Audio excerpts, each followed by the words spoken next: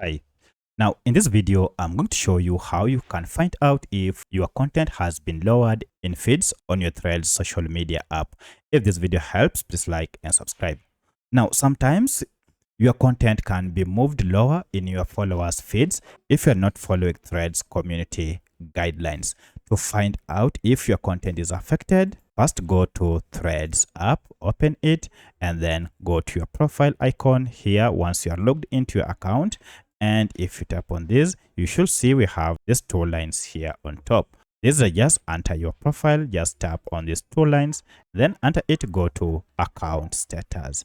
Under account status, you can see we have quite a number of options here, and we are interested in content lowered in feeds. Tap on this option, and here you'll be able to see if your account is affected. For my case, you can see your posts are not lowered in feeds. So this means I've been following community standards and therefore none of my content has been affected. Should you have any that is affected, you should find it here. So that's how you can see content lowered in feeds on Threads. If you have any other question, kindly let me know in the comment section. Otherwise, thanks for watching and let's meet in the next video.